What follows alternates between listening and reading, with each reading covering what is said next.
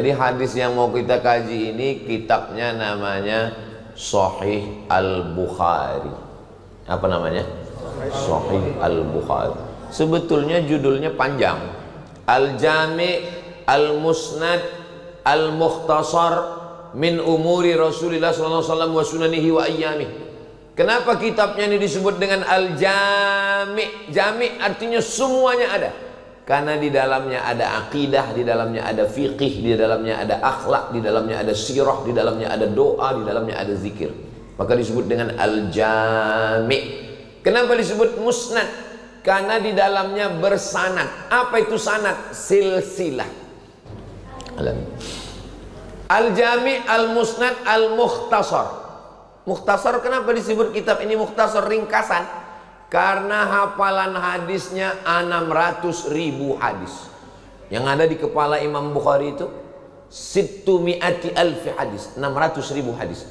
Tapi kalau itu dicetak banyak kali, akhirnya diringkasnya, itulah dia kitab isinya 7.275 hadis. 7.275 hadis. Al-Jami', As-Sahih, Al-Musnad, Al-Mukhtasar. Kenapa disebut As-Sahih?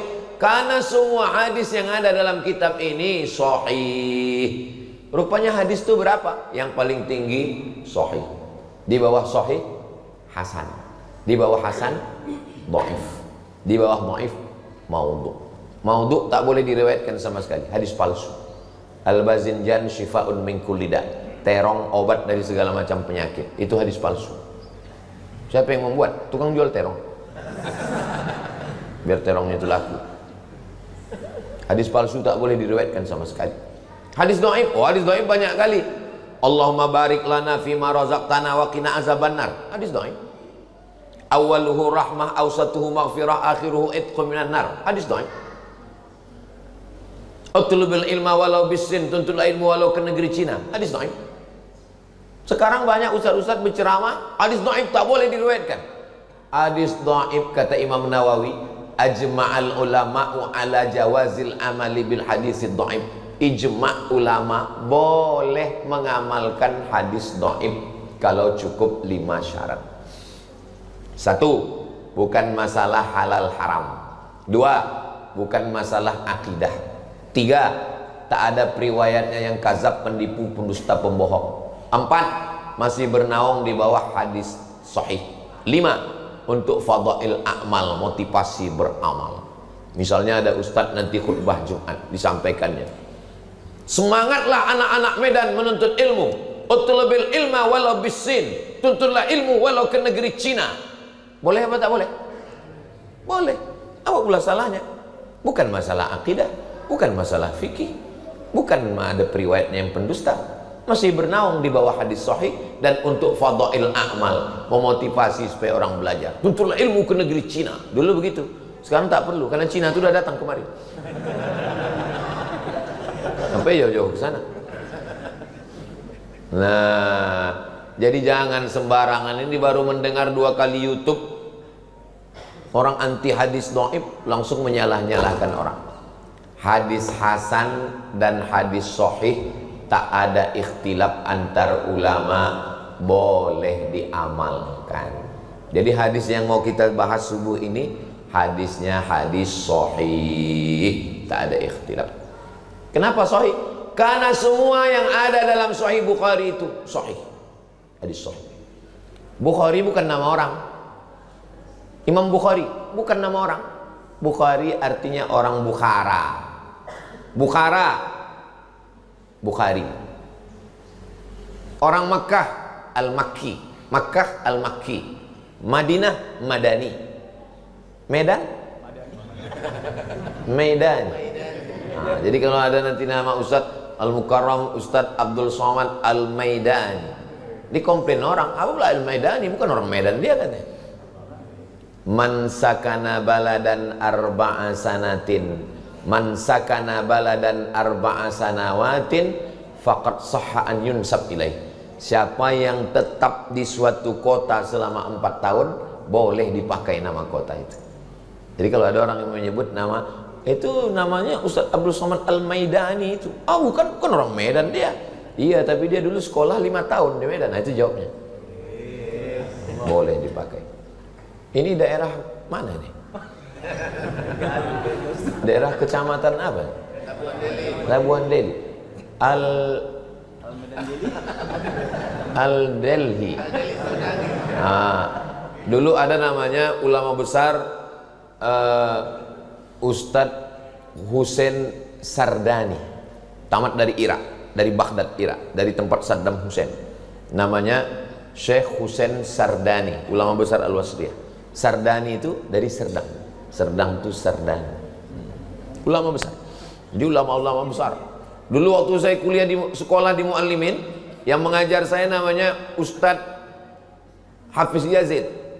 Kata dia, ada ulama besar namanya Syekh Abdul Somad. Saya waktu itu terus di ujung Al-Falembani. Al-Falembani berarti Lembang. Syekh Abdul Somad Al-Falembani hidupnya tahun abad ke-18. Dia murid langsung dari Syekh Abdul Karim Samman dari Madinah Al-Munawwarah. Syekh Abdul Somad Al-Falembani ini seangkatan dengan Datuk Kalampayan di Kalimantan. Moyangnya dari Abah Guru Sekumpul, namanya Syekh Muhammad Arsyad Al-Banjari. Al-Banjari berarti orang Banjari. Zaman dulu kalau disebut nama itu langsung tahu kita nama. Itulah hebatnya orang Batak. Asal disebut namanya langsung kita tahu dia dari mana. Siregar, tak mungkin dari Solo. Asal disebut nama, itu hebat. Jadi yang punya marga pertahankan nama itu. Kenapa? Karena itu menunjukkan identitas diri kita. Dan biasanya nasab-nasab ini membuat orang menjadi bersaudara. Pernahkah orang Batak berperang gara-gara agama? Tidak pernah. Bacalah sejarah orang Batak berperang gara-gara Islam sama Kristen. Tak pernah. Kenapa? Karena kalau udah jumpa, bertutur dia, bertarombo dia, walak ita sesudena. Tak jadi dia berperang. Karena bersaudara lebih kuat daripada beragama bagi mereka. Maka anak-anak kita ini pertahankan nasab itu. Kenapa? Karena itu menunjukkan identitas diri. Nah, Bukhari bukan nama orang. Bukhari adalah nama kampung. Bukhari orang Bukhara. Bukhara itu sekarang di mana? Uzbekistan. Dari Pekanbaru naik pesawat ke Jakarta, dari Jakarta naik pesawat ke Tashkent, dari Tashkent naik kereta api ke Bukhara. Sampai di Bukhara, itulah dia nama kampung Bukhara. Orang Bukhara itu disebut dengan Bukhari. Siapa nama kau? Bukhari. Kau orang Bukhara? Enggak, aku orang Teluk Nibung. Kenapa pula orang Teluk Nibung nama kau? Tanjung Balai Teluk Nibung, tembak lantai kena hidung. Kenapa nama kau Bukhari? Entah, begitu dikasih nama ayahku dulu. Rupanya orang dulu pakai nama Bukhari itu untuk mengambil nama barokah ahli hadis ini. Nama dia Muhammad bin Ismail bin Ibrahim bin Al-Mughirah bin Bardizbah. Saya lebih hafal nama dia daripada nama saya sendiri. Nama saya sendiri cuma 4 yang saya ingat. Abdul Somad bin Bakhtiar bin Yahya bin Muhammad Shah, dari pihak ayah saya. Ayah Muhammad Shah itu sudah tak tahu saya lagi. Dari pihak emak saya hafal saya 5. Abdul Somad, anak Hajah Rohana, anak Siti Aminah, anak Syekh Abdurrahman, Syekh Silau Laut, anak Nahoda Alang, anak Nahoda Ismail. Ayah Nahoda Ismail itu sudah tak tahu saya lagi. Coba pulang nanti tanya, yang hafal nasabnya sampai 5, angkat tangan. Mati maita. Dapat aja agak 3 jadilah. Jangan sampai nanti anak kita pas ditanya orang, coba sebutkan nasab kau. Aku anak bayi tabung. Kau coba sebutkan nasab kau. Aku Pak Ustadz, dulu ada imam masjid pulang, dibukanya pintu, ditengoknya dalam kardus, itulah aku. Jadi siapalah nama kau dibuat di KTP? Bin Kardus. Jangan buat nama bin yang tak baik. Kalau tak tahu nama ayahnya, buat bin Abdillah, anak hamba Allah. Abdillah, Abdurrahman, Abdurrahim boleh, asal jangan Abdul Somad. Disangka orang anak saya, padahal bukan. Muhammad bin Ismail bin Ibrahim bin Al-Mughirah bin Bardisbah. Bardisbah ini bukan orang Arab, orang Persia, mu'allab masuk Islam. Jadi atuk Imam Bukhari yang kelima itu mu'allab masuk Islam. Mu'allab itu tidak hina. Ini kadang orang, alah kau baru berapa lah generasi kau Islam, atuk kau pun mu'allab. Jangan dihina mu'alaf, karena mu'alaf itu ulangan amalnya dari nol, tak berdosa sama sekali. Kalau ada saudara-saudaraku yang mu'alaf, dia ejek orang, apa kau mu'alaf? Iya aku mu'alaf, amalku dari nol. Kau dosa aja isi catatan amal kau. Nah, pertama yang mesti diketahui, hadis ini ada dalam kitab apa? Sahih Bukhari. Siapa yang meriwayatkan hadis ini? Hadis ini diriwayatkan sahabat Nabi namanya Abdullah bin Abbas. Nabi punya ayah namanya Abdullah. Nabi punya ayah namanya Abdullah. Abdullah bin Abbas ini punya ayah namanya Abbas. Abbas anak Abdul Muttalib. Muhammad anak Abdullah anak Abdul Muttalib. Yang meriwayatkan hadis ini Abdullah bin Abbas bin Abdul Muttalib. Pertanyaannya, apakah hubungan mereka? Memang kalau belum sarapan nih payah berpikir memang. Ulang sekali lagi ya, ulang sekali lagi. Muhammad anak Abdullah anak Abdul Muttalib. Yang meriwayatkan hadis ini Abdullah anak Abbas anak Abdul Muttalib. Apakah hubungan mereka?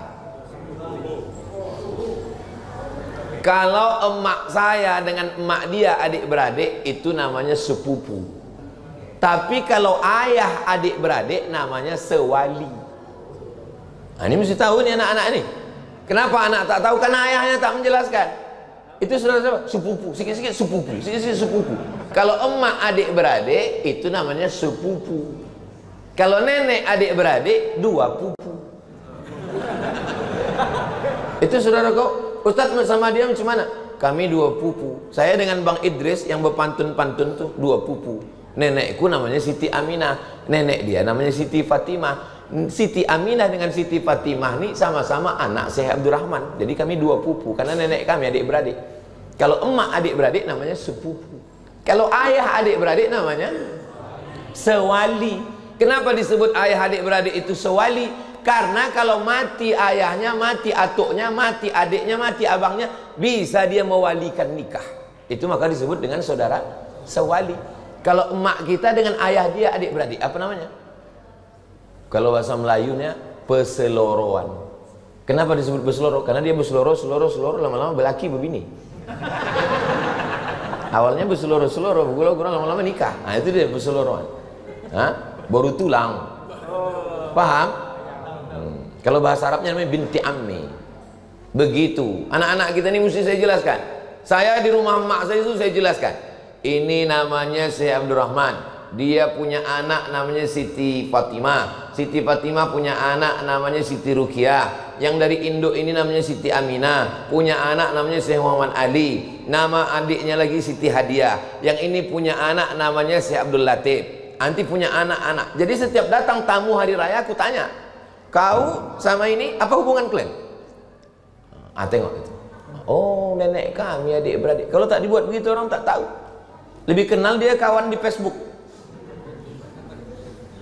Jadi tolong buatkan ini. Itulah hebatnya orang Batak. Orang Batak tarombo itu dijaganya. Betul? Makanya kalau udah panggil, jumpa dia, ada margamu. Baru habis itu ditanya, apalah kau manggil aku? Apa ya? Berarti kau Batak palsu kata dia. Itu dijaga.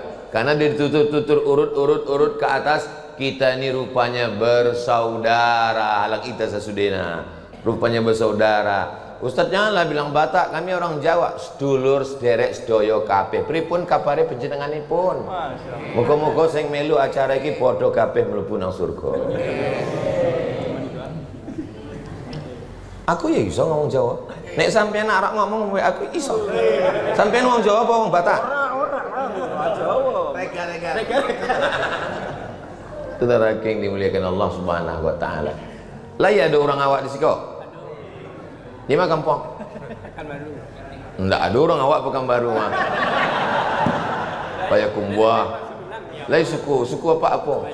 Hah? Banjar. Banjar. Bubuhan. Sabarata. Sabarata. Masya Allah, tabarakallah. Saya suka sekali belajar bahasa. Dari kecil saya memang suka belajar bahasa. Sampai di Mesir pun gitu. Asal jumpa sama orang Arab, saya bercakap terus dengan orang Arab. Terlupa saya di Maroko mesti wajib belajar bahasa Perancis. Sikit banyak mesti tahu. Karena kalau tidak, asal ditengoknya wajah kita asing, dia tak mau pakai bahasa Arab. Ça va bien. Ça va bien artinya apa kabar? Je t'aime. Je t'aime artinya I love you. Comment tu t'appelles? Comment tu t'appelles artinya siapa namamu? Yang paling penting dihafal kalau ke Maroko adalah kalimat je ne parle pas français. Je ne parle pas français artinya aku tak bisa bahasa Prancis. Asal udah agak dalam kali cakap dia, langsung kita bilang je ne parle pas français arabe. Aku tak bisa bahasa Prancis, bahasa Arab aja. Kaif halak? Tulu halak. Bahasa ini penting. Man arafa lughata qaumin amina makrahum. Siapa yang paham bahasa suatu kaum, dia aman dari tipu daya. Saya mau ngasih tahu, yang mengulis kitab Sahih Bukhari 7.275 hadis itu bukan orang Arab. Bukan orang Arab. Apa tafsir yang paling tua? Tafsir yang paling tua tafsir Imam Abu Ja'far Ibnu Jarir At-Tabari, 24 jilid, 1 meter panjangnya. Tabari, Tobrustan, bukan orang Arab. Bukhari, Uzbekistan, bukan orang Arab. Kenapa? Allah mau menunjukkan ke agama ini bahwa agama ini akan didiami, akan dihuni, akan dianut oleh semua orang-orang hebat. Kita kalau belajar hadis, sanad ahli sanad dunia ini namanya Syekh Muhammad Yasin bin Isa Al-Fadani. Fadani dari mana? Padang. Mufti Mesir, namanya Syekh Ali Jum'ah. Waktu saya baca biografinya, sanad hadisnya dari Syekh Muhammad Yasin bin Isa Al-Fadani dari Padang. Saya mau ngasih tahu, siapapun kita, apapun suku kita, dari manapun kita, kalau kita muliakan agama Allah ini, kita akan kekal abadi, dikenang sepanjang zaman, insya Allah. Tolonglah agama ini. Imam Masjidil Haram meninggal tahun 1916, namanya Syekh Ahmad Khatib Al-Minkabawi. Orang mana itu? Minangkabau. Jadi jangan asal disebut Minangkabau, rumah makan Gumarang. Minangkabau, rumah makan Minang, rendang. Syekh Ahmad Khatib Al-Minkabawi berperang antara padri dengan adat. Orang padri berpegang ke agama, adat melagayam. Berperang, dilaga oleh Belanda, Divide et Impera, lari ke Makkah. Sampai di Makkah menghafal Quran, menghafal hadis, menghafal fikih, usul fikih, bahasa Arab. Malang tak dapat ditolak, untung tak dapat diraih. Kalau tuah ada di badan, pasir digenggam menjadi intan. Ahmad Khatib Al-Minkabawi nikah sama anak saudagar kaya, namanya Syekh Soleh Al-Kurdi. Syekh Soleh Al-Kurdi punya anak gadis cantik, nikah sama anak Syekh Soleh Al-Kurdi. Syekh Soleh Al-Kurdi dekat dengan Raja Makkah. Waktu itu sebelum revolusi King Abdul Aziz. Revolusi King Abdul Aziz 1924. Sebelum revolusi King Abdul Aziz. Lalu kemudian Syekh Soleh Al-Kurdi membawa anaknya tadi, menantunya tadi, Syekh Ahmad Khatib, sholat bersama sultan, bersama raja. Yang jadi imam raja. Zaman dulu raja-raja itu bisa jadi imam. Zaman sekarang ada juga yang bisa jadi imam, tapi zuhur aja. Tak berbunyi. Modal Allahu Akbar. Saking groginya, Sami Allah pun lain. Sami Allahu Akbar. Majulah Syarif Husain tadi jadi imam. Pas baca ayat, ditakdirkan Allah salah ayatnya. Pas salah ayat, diluruskan oleh Syekh Ahmad Khatib dari belakang. Selesai sholat, Syarif bertanya, siapa yang meluruskan tadi? Ahmad Khatib Al-Minkabawi. Kagum dia dengan ilmunya, diangkat jadi imam Masjidil Haram. Dialah orang Nusantara, orang Pulau Sumatera, orang Indonesia. Waktu itu belum ada Indonesia, karena Indonesia baru ada 30 tahun setelah dia meninggal. Dia meninggal 1916, Indonesia baru ada 1945. Jadi waktu itu kita masih kerajaan-kerajaan. Lalu kemudian dia mengajar di Masjidil Haram. Pulanglah muridnya dari Makkah. Nama muridnya itu Kiai Haji Hadratus Syekh Muhammad Hashim Asy'ari. Pulang ke Jombang, wong Jawa. Itulah yang mendirikan Nahdlatul Ulama. Salah satu muridnya pulang lagi ke Bukit Tinggi. Nama kampungnya Canduang. Itulah yang disebut dengan Inyak Canduang. Syekh Sulaiman Ar-Rasuli, Perti, Persatuan Tarbiyah Islamiyah. Salah satu muridnya dari Makkah itu pulang ke tanah Delhi, datang Sultan Delhi, diangkat jadi imam besar. Itulah dia Syekh Hasan Maksum. Murid-muridnya mendirikan Al-Jam'iyatul Wasliyah. Di Sumatera Barat Tarbiyah Islamiyah, di Jawa Timur Nahdlatul Ulama. Prinsipnya 3, akidahnya Asy'ari, wujud, qidam, baqa, mukhalafatul hawadisi, qiyamuhu binafsihi, wahdaniyah, qudrat, iradat, ilmun, hayat, sama, basar, kalam. Fikihnya Syafi'i, tasawufnya Imam Al-Ghazali. Saya mau menyampaikan ke seluruh masjid-masjid, tolong jamaah pengajian-pengajian pakai kitab. 3 ini mesti ada di masjid. Akidah. Kami dulu di Muallimin nama kitabnya Al-Husunul Hamidiyah waktu sanawiyah. Waktu aliyah kitabnya Ad-Dasuqi ala Ummil Barahin. Bacakan kitab itu ke jamaah. Fikihnya waktu di Muallimin dulu Tuhfatut Tullab Imam Zakaria Al-Ansari. Tasawufnya waktu di Muallimin dulu Ihya Ulumuddin, tapi 4 jilid besar kali. Baca ringkasannya, namanya Mau'izatul Mu'minin min Ihya Ulumuddin, diringkas oleh Syekh Jamaluddin Al-Qasim. Cukuplah itu udah pengajian yang cerita ke sana, cerita kemari, cerita ke sana, cerita kemari. Bukan saya menyepelekan, bukan. Saya takut nanti jamaah ini udah ingat, asal ini ustadznya ini pasti dulunya sabar. Ditengoknya, baru ditengoknya muka ustadz udah tahu ya ini tawakal nih. Coba berkitab. Saya kalau di dekat rumah saya pakai kitab. Kitab yang saya pakai Riyadus Shalihin. Karena kebetulan saya kuliah dulu jurusan hadis. Itu yang saya paham. Tapi untuk saudara kita yang fikih, mengajar fikih lah di masjid kita, mengajar hadis, mengajar akidah. Sekarang kita baru masuk ke hadisnya. Siapa yang ceramah tadi? Ustadz Somad. Dari kitab apa diambilnya tadi? Sahih Al-Bukhari. Siapa nama periwayatnya tadi? Abdullah bin Abbas. Sewali dengan Nabi, ayah mereka adik-beradik. Inilah Abdullah bin Abbas. Saya kalau dibawa orang anak kecil, Ustaz tolong doakan anak saya doakan. Allahumma faqihhu fid din wa 'allimhu ta'wil. Itu doa Nabi untuk Abdullah bin Abbas. Jadi kalau ada anak kecil minta doakan, doakan. Allahumma faqihhu fid din wa 'allimhu ta'wil. Kalau tak hafal doanya, gerak-gerakkan aja mulut. Daripada ditanyanya apa doa kau, kita tak tahu kan. Waktu Anas bin Malik apa doanya? Allahumma aktsir amwalahu wa auladahu wa ja'alhu min ahlil jannah. Banyakkan hartanya, banyakkan anaknya.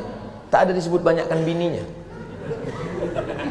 Tapi bunyi banyak anak itu mesti banyak. Enggak ada aku sebut begitu. Hati-hati kalian, bini kalian nengok dari atas. Maaf ya Bu ya. Allahumma aktsir amwalahu, banyakkan hartanya, wa auladahu, banyakkan anaknya, wa ja'alhu min ahlil jannah, jadikanlah dia penghuni surga. Makanya kalau ada orang bawa anak kecil, doa Nabi kepada cucunya Hasan Husain, u'izukuma bi kalimatillahi tammati min kulli syaitani wa hamma min kulli ainil lamma. Kalau ada orang bawa anak kecil ke saya campur 3 doa itu. Allahumma faqihhu fid din wa 'allimhu ta'wil warzuqhu fahmal mursalin. Allahumma aksir amwalahu wa auladahu wa ja'alhu min ahli jannah. U'idzuka bi kalimatillahi tammati min kulli syaitani wa hamma min kulli ainil lamma. Aku tak bisa bahasa Arab Pak Ustaz, aku udah tua, tak bisa aku menghafal. Doa pakai bahasa kita aja. Selamatkan anak ini dari sabu-sabu, dari lem kambing. Selamatkan anak ini dari mencuri besi-besi masjid. Selamatkan anak ini dari buah kecubung. Selamatkan dari ganja, selamatkan dari mabuk pertamak. Selamatkan dari menjual tabung gas untuk beli narkoba. Tak usah kuat-kuat, pelan-pelan aja. Tahu orang sebelah, lain doa kau nih, dengar. Nah, sekarang baru kita masuk teks hadisnya. Kitabnya Sahih Bukhari, riwayatnya Abdullah bin Abbas. Abdullah bin Abbas ini makamnya di Taif. Panjang umur, sehat badan. Kita nanti umroh bulan Oktober bersama Ustadz Iqbal Sauki Pulungan. Nama terapelnya Grand Sapanauli. Hubungi nomor kontak berikut. Ongkos tanggung masing-masing. Dan nanti ziarah ke Taif. Di Taif itu ada makam Abdullah bin Abbas. Pas mau masuk pintu masjid, di sebelah kiri, di dalam itulah makam Abdullah bin Abbas. Tapi makamnya tidak boleh diziarahi, karena Saudi tak boleh ziarah. Ziarah ke makam Nabi pun orang tuh marah. Kita udah mau nangis di depan makam Nabi. Assalamualaikum ya Rasul. Haji. Jadi awak nangis. Udah siap-siap udah mau nangis. Akhirnya nangis juga keluar. Pas tanya, kenapa kau nangis? Dimarahi polisi itu tadi. Nah, jadi beliau meninggal. Dan sahabat Nabi yang paling banyak tafsir Al-Qur'annya adalah Abdullah bin Abbas. Kalau mau menengok tafsir Abdullah bin Abbas paling lengkap dalam kitab tafsir At-Tabari. Diriwayatkan oleh murid-muridnya. Imam Ad-Dhahhak murid dia, Mujahid murid dia, Qatadah murid dia. Ini semua adalah ahli tafsir. Nah, sekarang kita baru masuk ke teks hadisnya. Apa bunyi teks hadisnya? Ma min ayyamin, tidak ada hari selama 360 hari selama setahun 12 bulan ini. Al-amalus salihu fihinna ahabbu ilallah. Beramal soleh lebih dicintai Allah. Tidak ada hari selama 1 tahun ini yang beramal soleh lebih dicintai Allah melebihi 10 hari ini. 10 hari ini mana? Sudah lewat 4 hari. Karena hari ini sudah masuk tanggal apa pula 1 Juni? Tanggal 5 Zulhijjah ini. Hari Ahad tanggal 5, hari Senin tanggal 6, hari Selasa tanggal 7, hari Rabu tanggal 8, hari Kamis tanggal 9, hari Jumat tanggal 10. 4 hari sudah lewat. Apa boleh buat? Tak bisa diulang balik. Nasi sudah jadi tai ayam. Udah lewat 4 hari. Menangis air mata darah kita udah lewat 4 hari. Tinggal 6 hari lagi. 6 hari ini diisilah kata Nabi dengan amal yang soleh. Ma min ayyamin, tidak ada hari. Al-amalu salihu fihinna ahabbu ilallah. Beramal soleh 10 hari ini lebih dicintai Allah daripada amal yang lain. Datang sahabat bertanya, walal jihadu fi sabilillah, bagaimana dengan berjihad ke Palestina? Bagaimana dengan jihad berperang? Kata Nabi, walal jihadu fi sabilillah, jihad pun kalah dengan amal yang 10 hari ini. Illa, kecuali rajulun kharaja binafsihi wa malihi. Kalau ada orang yang keluar rumah membawa nyawanya, membawa hartanya, walam yarji' min dzalika bi syai', dan dia tak pulang lagi ke rumah, hartanya habis, nyawanya habis, mati syahid. Itulah yang bisa mengalahkan yang 10 hari ini. Jadi kalau belum bisa kita mati syahid, paling tidak kita isi yang 10 hari. 10 hari pun sudah lewat, tinggal 6 hari. Yang 6 hari ini kebetulan ini hari Ahad, tanggal 5 Zulhijjah 1446 Hijrah. Kebetulan ini 1 Juni 2025. Apa saja amalnya? Amalnya ada 5. Apa saja amalnya? Jangan kemana-mana, kita lanjutkan setelah yang satu. Begitu kalau masuk TV ada iklannya. Amal yang pertama, amal yang paling disukai Allah adalah puasa. Jadi tolong besok ibu puasa. Puasa ibu besok jangan puasa sunat, tapi puasa qadha. Karena dulu ibu waktu mengandung anak pertama tak puasa 30 hari, menyusukan tak puasa 30 hari, menyusukan 2 tahun tak puasa 30 hari. Waktu mau diqadha tahun ketiga datang adiknya. Inilah ulah orang ini semua. Yang ketawa yang belum berbini pula. Ingat bapak, ingatkan bini istri, karena mereka sudah meninggalkan puasa untuk 1 anak 90 hari. besok niatnya qadha besok. Nanti malam makan sahur. Aku berniat puasa qadha besok hari lillahi ta'ala. Dapat 3. Qadhanya lunas 1 hari, dapat pahala puasa Senin. Besok hari Senin kan? Dapat pahala puasa sunat 10 Zulhijjah besok. Kenapa Ustaz ingatkan ibu? Karena ibu yang banyak puasanya tinggal. Kemarin aja Ramadan hilang 7 hari. Rupanya suaminya 17 hari. Jadi bukan berarti laki-laki ini selamat tak ada tinggal puasanya. Yang laki-laki pun besok niat puasa qadha. Jangan sampai mati punya utang puasa. Utang puasa tak bisa dibayar pakai haji. Utang puasa tak bisa dibayar dengan istighfar. Utang puasa tak bisa dibayar pakai duit. Utang puasa mesti diqadha kalau dia sehat. Tapi kalau dia sakit udah mau mati, judul lagunya setengah napasku pergi. Bahasa kitanya ngap-ngap baung. Itu baru bisa bayar fidyah. Menurut Basnas 1 harinya 60.000. Makan pagi, makan siang, makan malam sesuai dengan standar lontong Medan. Dah, amal paling bagus puasa. Kenapa darah tersumbat ke otak? Karena paralonnya macet. Ini ada paralon ini dari jantung ini kan menyembur darah. Dari jantung ini menyembur darah nih ke otak. Paralonnya tersumbat. Kenapa paralon tersumbat? Karena banyak gula. Gara-gara minum teh, minum teh, minum teh. Itu maka bagus Masjid Al-Amal ini. Tak ada teh di atas meja. Bagus ini, bagus. Supaya jangan tersumbat otak Ustaz itu. Saya Ustadz yang tak pandai sindir menyindir. Saya to the point. Jangan kasih Ustadz kita teh manis. Karena Ustadz jarang olahraga. Ustadz pengajian subuh, pengajian duha, pengajian zuhur, pengajian asar, mak-mak wirid yasin, pengajian maghrib, pengajian isya. 1 hari 6 titik pengajian. Teh, teh, teh, teh. Akhirnya Ustadz kena diabetes mellitus.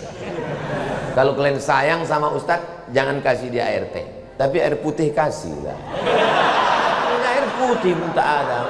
Parah kali kalian.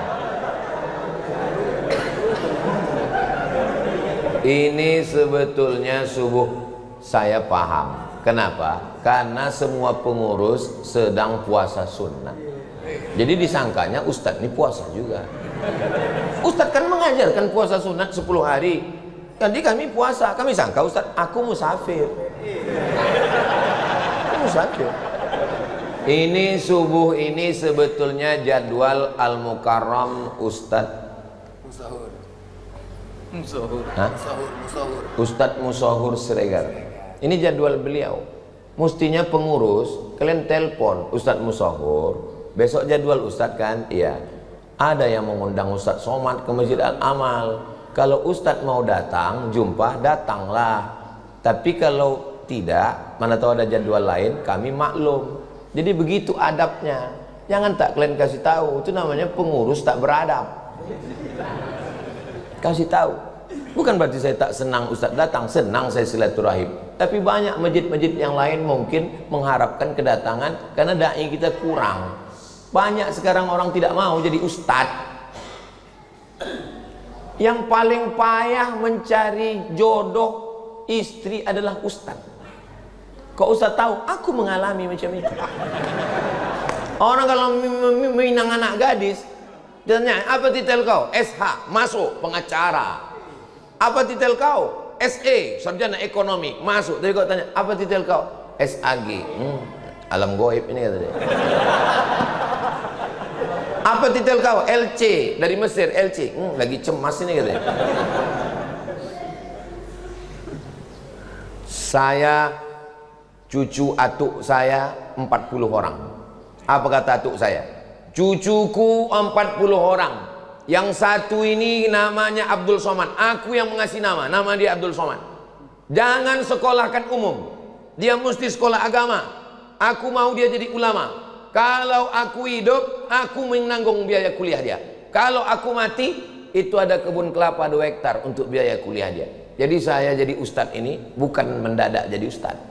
Ada juga orang tak ada niatnya jadi ustadz. Cuman karena tak ada kerja lain jadi ustadz. Kalau aku tidak. Aku memang dari kecil disetting jadi ustadz. Bagiku jadi ustadz ini adalah takdir perjalanan hidup. Cucuku kata tok saya yang ini mesti jadi ulama. Kalau umurku panjang, aku menyekolahkan dia. Kalau aku mati, itu kebun 2 hektar untuk biaya kuliah dia. Atuk saya meninggal tahun 1980. Meninggal dia tahun 80, pokok kelapa tuh mengikut mati. Berjual, tak ada lagi. Tapi saya dapat beasiswa ke Al-Azhar Kairo.